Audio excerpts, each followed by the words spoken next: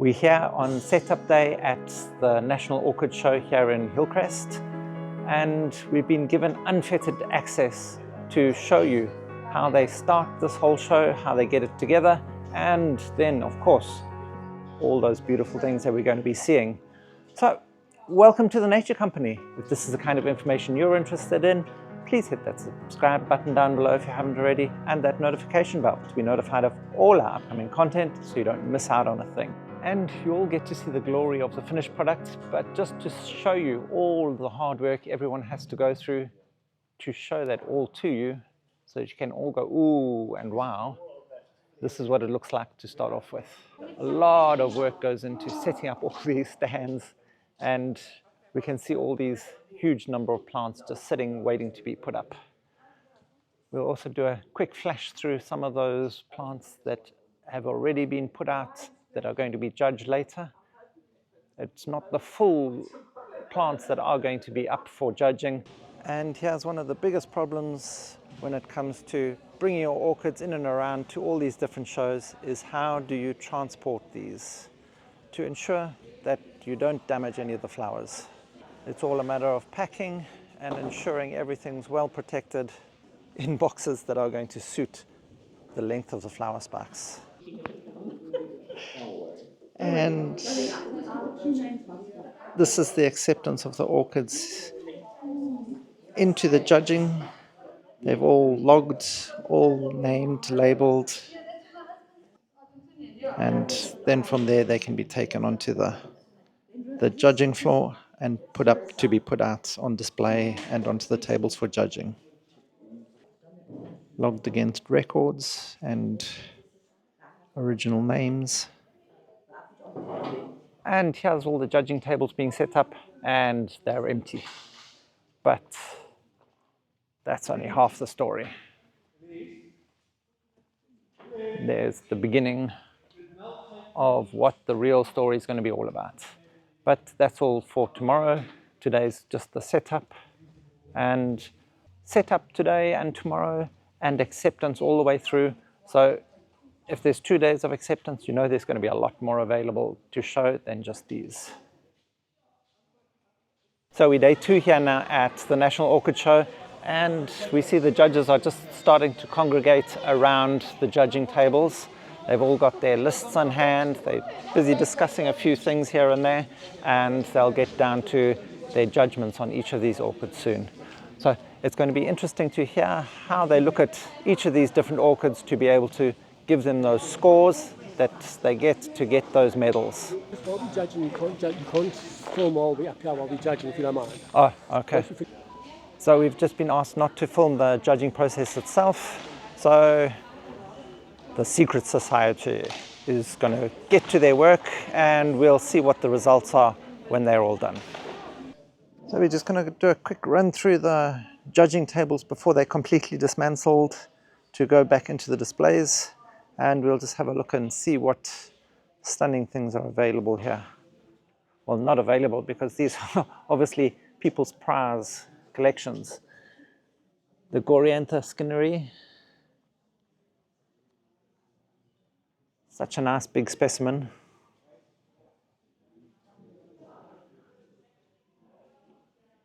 And this beautiful yellow.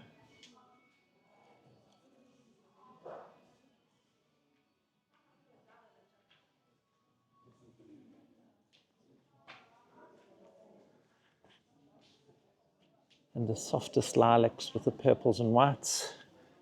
Actually a stunning, stunning flower, this color.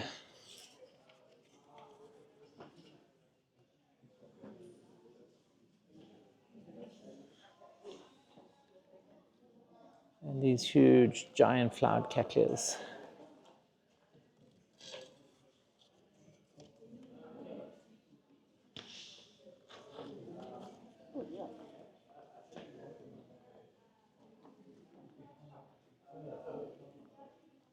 Often the small little guys are just as beautiful, if not more so, than what the bigger ones are.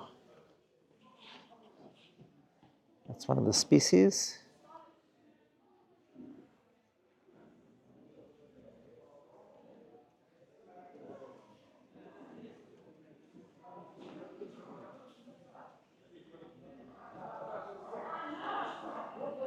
and an array of these different Cattleyas here. All just slightly different, but each as beautiful as the other.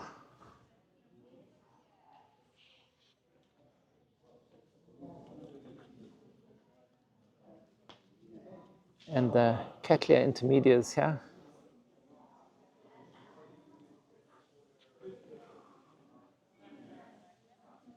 Just starting to open this one.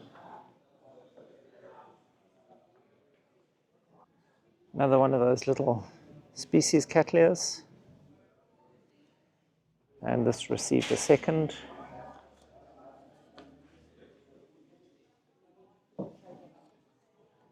Cattleya harpophylla.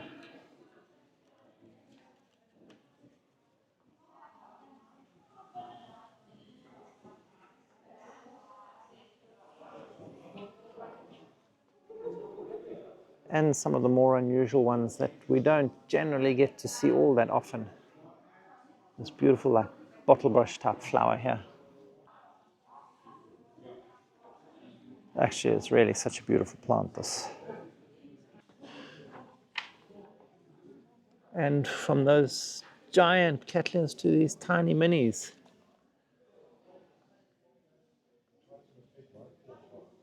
And we can understand why that received a first. More of these Cattleya intermedias.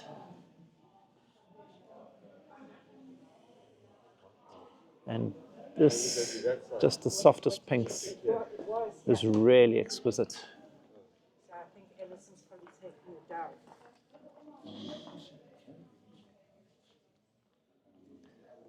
So that's also one of the intermediate crosses. That is really a stunning color.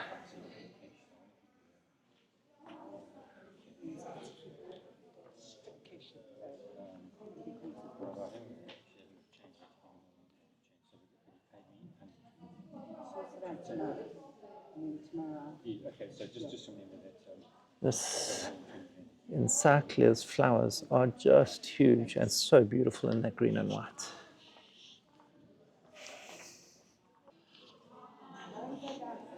And this little baby is something that I suggest everyone should have in their collection.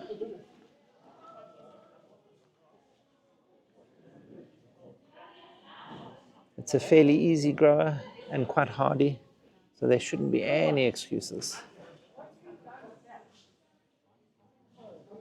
Another one of these stunning Encyclias. It's quite a nice large pot with lots of flowers on display. It's a Cordigera.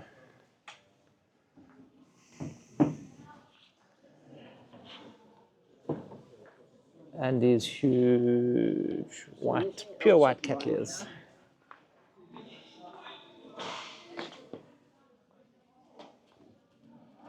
There we go. And this nodding flower must be a rhino Cattleya with this frill around the edge like this. It's very typical.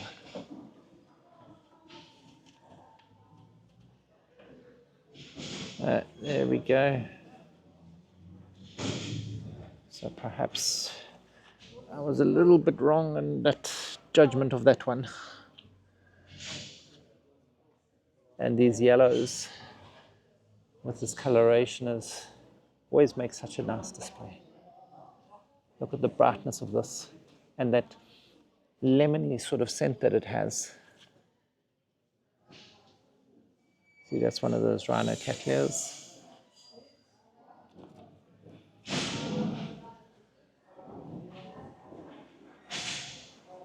A Goriantha, which almost looks like it could be Kalahari Sunset.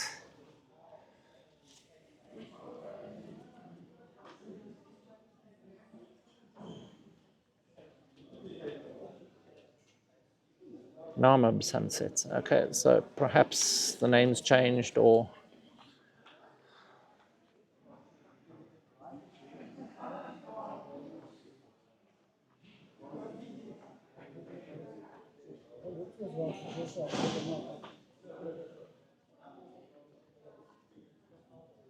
These trick or treats in these bright, bright oranges.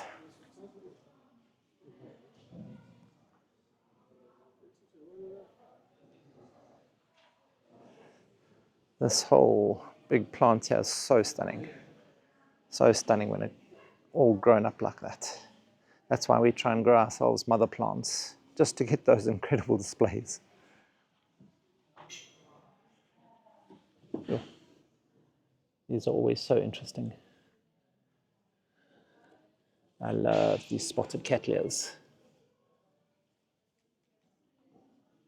Cattleyanthus I am. Cattleya, green emerald. This color is just absolutely beautiful. Such a strange color mix, but it really works well.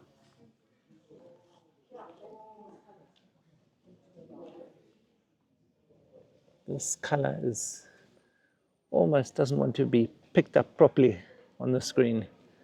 These cerises are sometimes difficult for the camera to pick up how beautiful the colors are actually in real life. And this is a lot redder in real life than what it looks like on the camera. Stunning.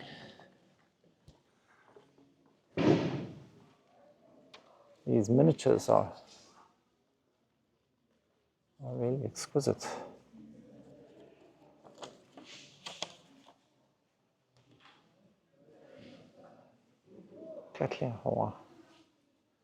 Cattleya Hawaiian Splash.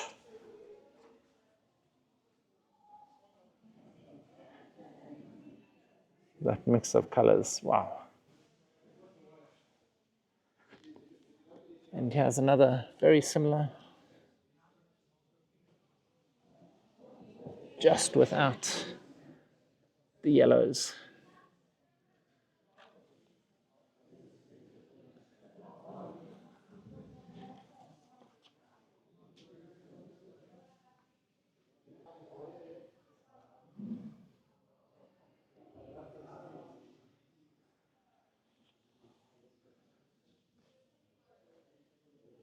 I think I actually prefer these tiny little miniature Cattleyas. For one, you can have more of them in your home. You can have a bigger collection, but also there's something about the size of them that just makes them so quaint. Or Dendrobium farmerii.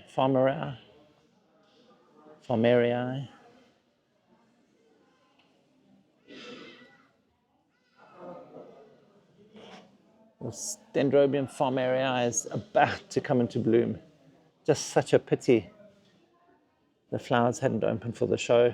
I'm pretty sure that would have got a prize of some sort. These little yellow Dendrobium lindii.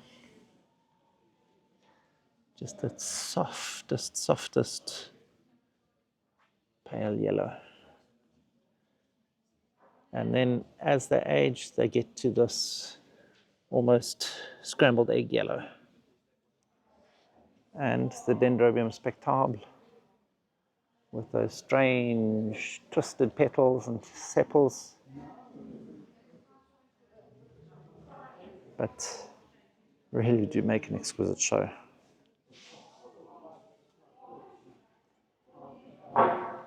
It's one of those orchids you either love or you hate.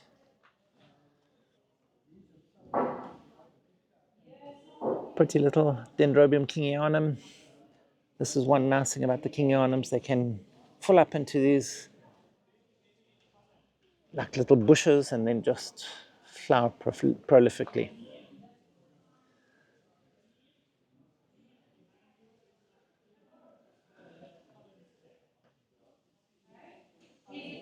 And I always find these Dendrobiums so beautiful.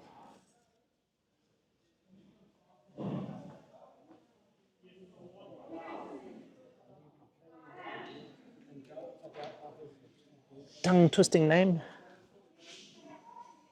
for a mind-boggling beauty.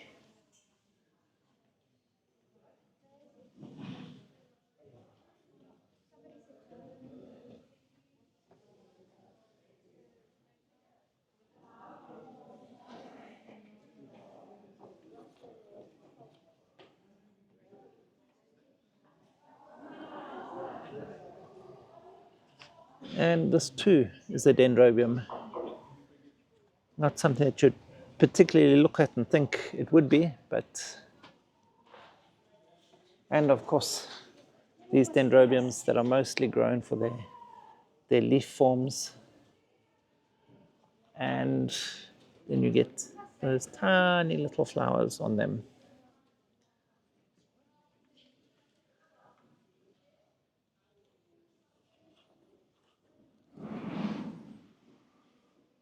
It's amazing, like fire orange.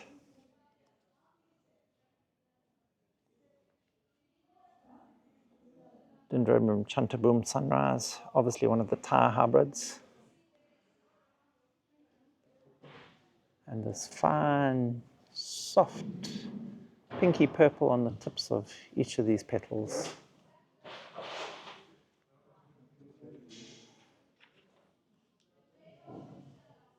And it received a special award, and we can see why. The colors are just so special.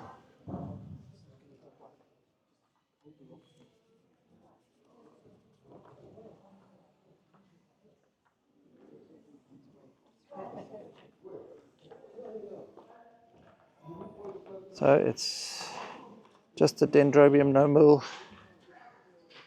but I would suggest it's a hybrid. They haven't given it anything else but a special award because it doesn't have a name, and so they can't actually give it a blue ribbon. And this is one of those Cattleyas when you see, it's one of those ones that you just have to have. This is...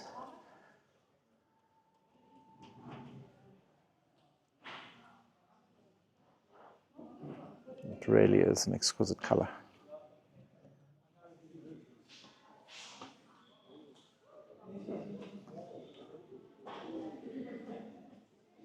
This one's putting on a beautiful display. It's almost these deep red and the bright yellow.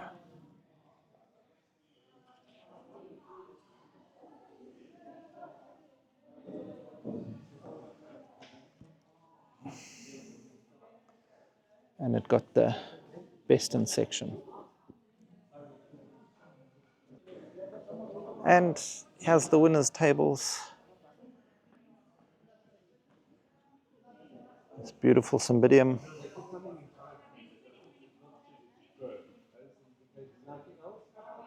And there we go. Look at this Dendrobium.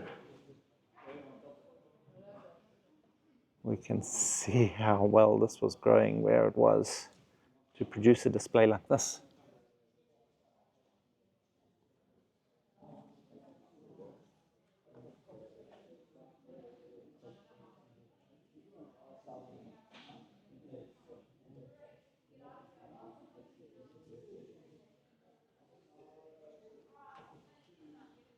Amethostylosoglossum. Dendrobium amethostylosoglossum.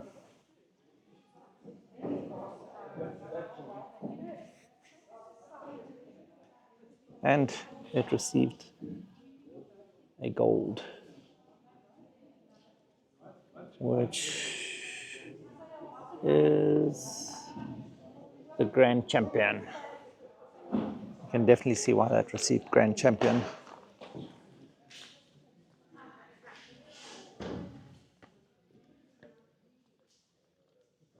And this little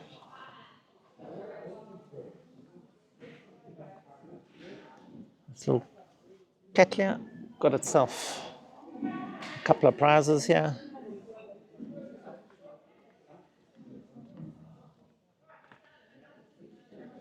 That beautiful bright red. And the best specimen plant, this huge Cattleya.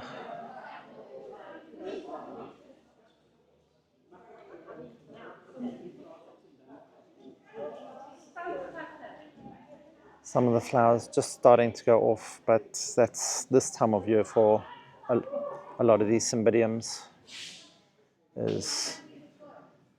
We're heading we're heading towards the end of spring now, and a lot of them will just start going off now.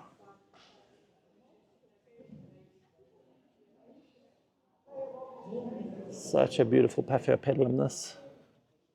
With all those fine, all that fine venation and coloration.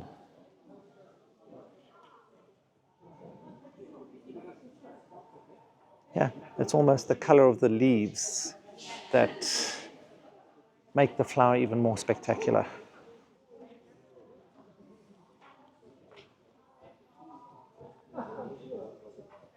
And it's beautifully displayed on this hardwood log.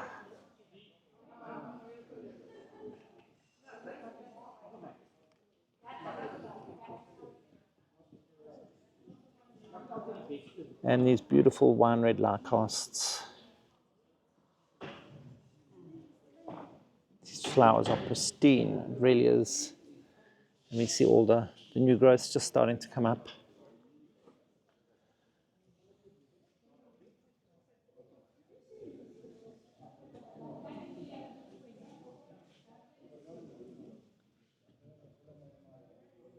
Just for all of those unusual plant lovers out here.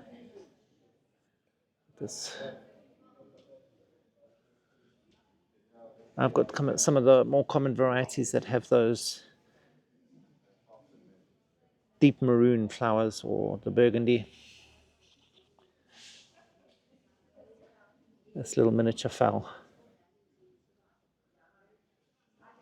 That colorway is just really beautiful. And if we're looking for the name so we can try and find it ourselves, there we go.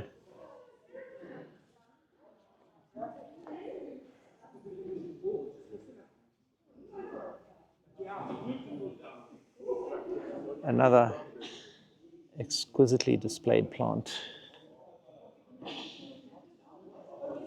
This wooden mount really actually adds to the beauty of these incredibly dark burgundy flowers.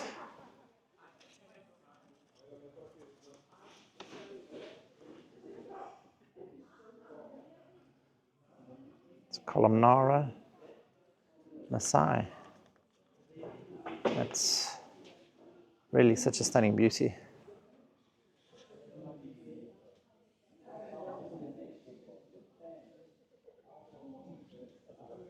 I think most of us already have one of these in our collections. These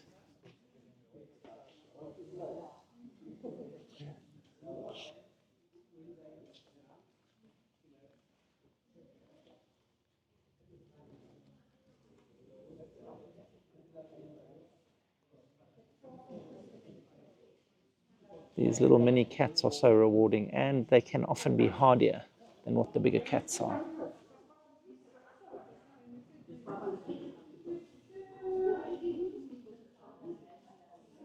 Another one of these more unusual orchids with these the cutest imaginable little flowers in this bright red with this white. Almost looks like holly or a Christmas decoration. And there we go.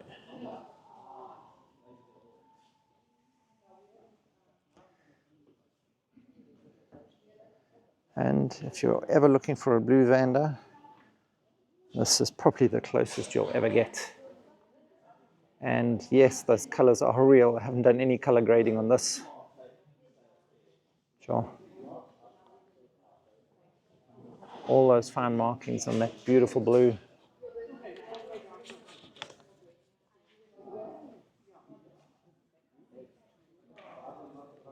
So I'm sure we're all going to be out looking for one of those now.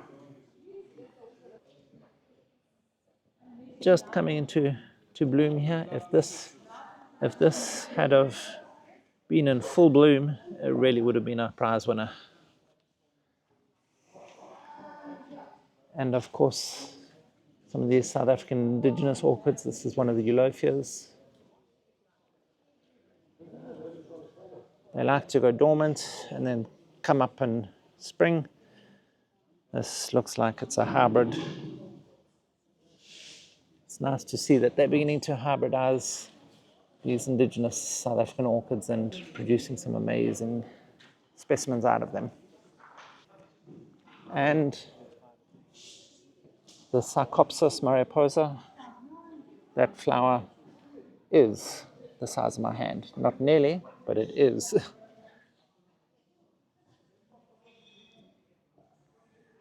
And then we just have some of the oncidiums.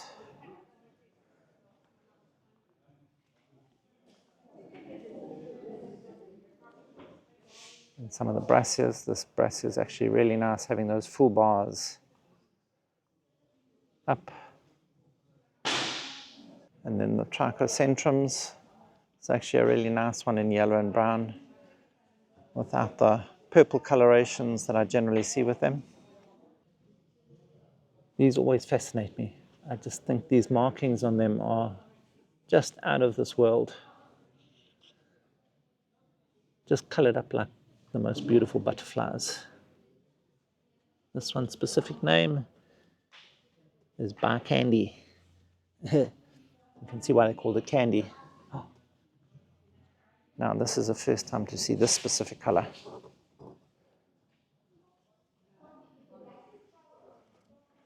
Let me turn it away from the light so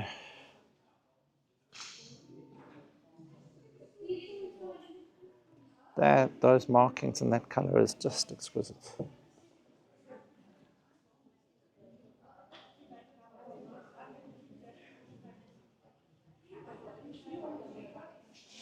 Let's see what that name is. I'm going to have to find that for myself. That's for sure.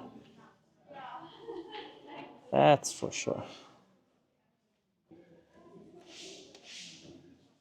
Obviously, it's Paphiopedilum time. We can start seeing them all coming into flower in this huge, big, wide range of different colors, different leaf markings. And you'll never be able to choose which one's more beautiful than the next, because each one's got something special about it that will just make you have to have. But I must admit, no matter how much I do think they are exquisite, they don't tend to like me. I don't have the best of luck in growing paphs.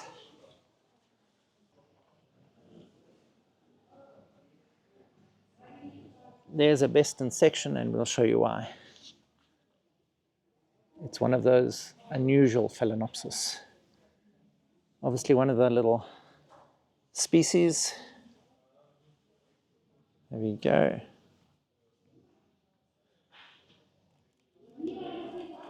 This is not one that I've seen before either, but then there are so many varieties of species that are just never really seen because they don't have those huge, big, showy blooms like this that we're used to seeing.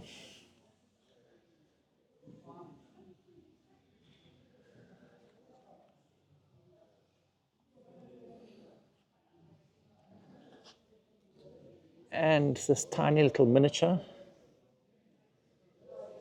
Phalaenopsis, lovely kid.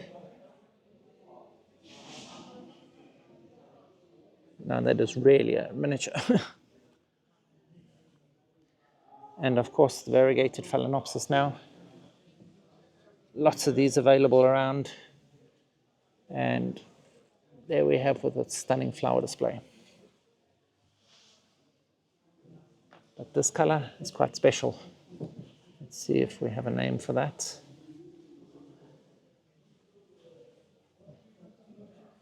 Let's see why it's called Star though.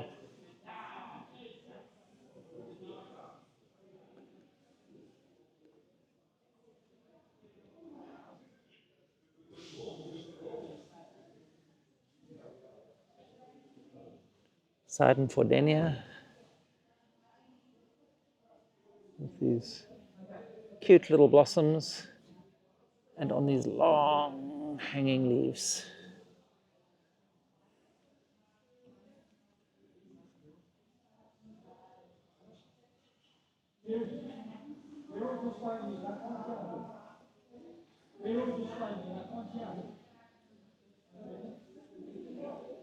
And then all the miniature vandas.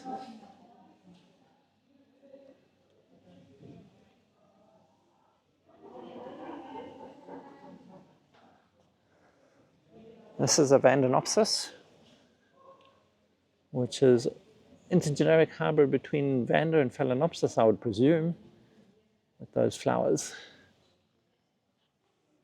And if you look, you can see a very similar look to it to Angraecum, and you can see both the Phalaenopsis and Vanda sort of shapes in the leaves.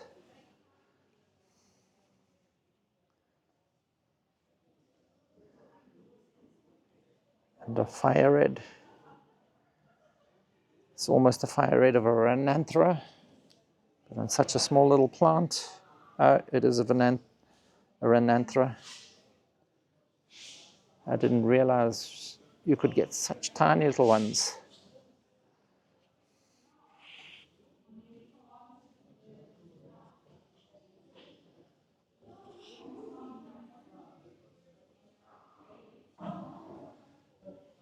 And then we have some dendrocarpums and some coelogeny.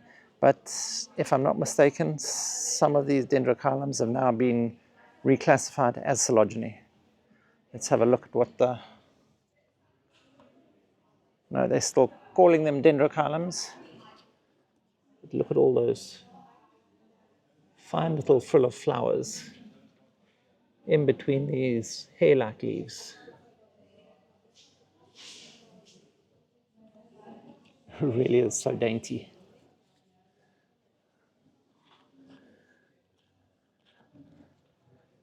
And there's one of the yellow forms.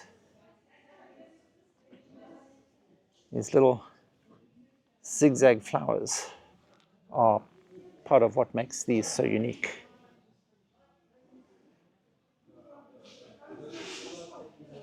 And there's a giant display of flowers hanging all over the plant. All these long hanging zigzag flower spikes, almost like zips.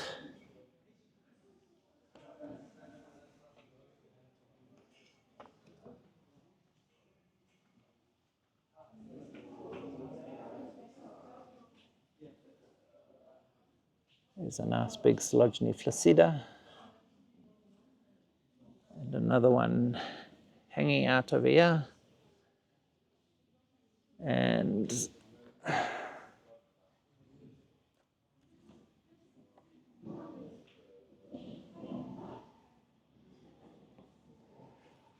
then, of course, Coelogeny lawrenceana with these large, large flowers.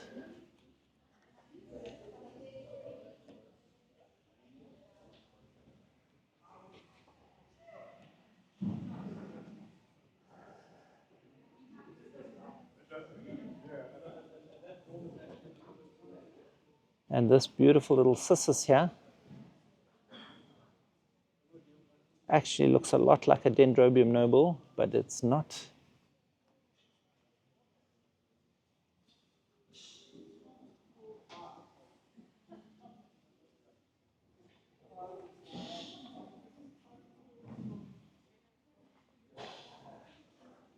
And of course, the nun's orchid, all up here in flower.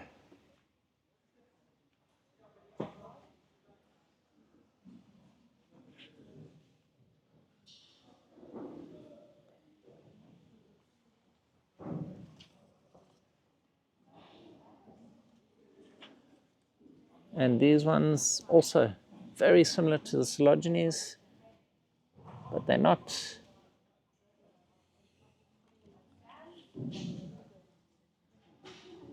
There's the Maxillara variabilis.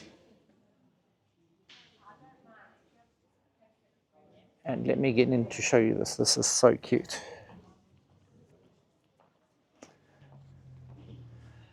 It's one of those orchids you've got to get up close and personal to actually really see the beauty. Because if you stand back, you don't even really notice the flowers. And then when you come in, you can see those beautiful, beautiful babies.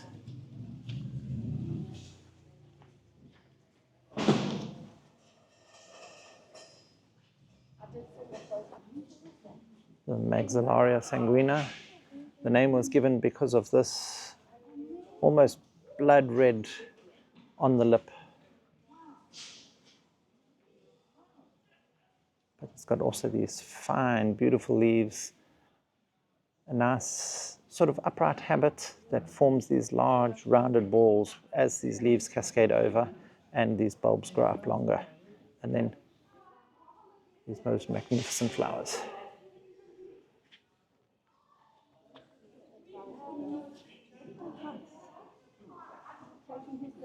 That one.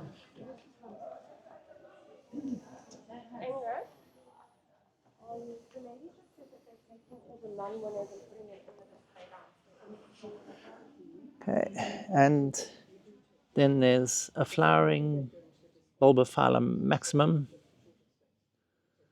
It's more not so much for the flowers, which actually don't smell that terribly wonderful, but these serrations on the edge of the pseudobulbs.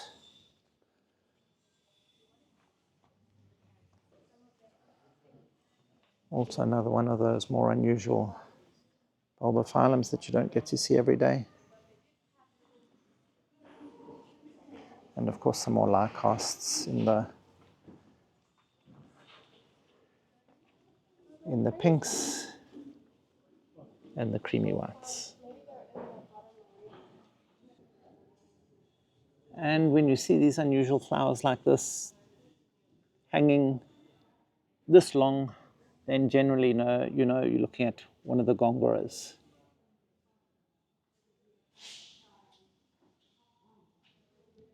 They almost look like some sort of bird with their wings out, like a crane of some sort or something. Let's see which gongora this one is. Rufescens. And I'm afraid with the judging tables being cleared out now, we haven't been able to get through all of them, as a lot were removed before we got around to them. It's just a pity the judges didn't allow us to film as they were going through their process. But things are the way they are, and secrets need to be kept. So that's it for today. Everyone's gone down and busy placing their prize plants into their displays and filling up all the empty spaces where the people will still be arriving. So the show will start tomorrow, and we'll be back then to keep you updated as to how everything's filling up. And here's those award-winning Cymbidiums that were removed from the tables before we got a chance to have a quick look at them. For me, these tiny little ones are really special. These are probably more of the warm flowering. You can see also those smaller, more miniature leaves. So this will do better in warmer climates than what some of these rather larger ones will do.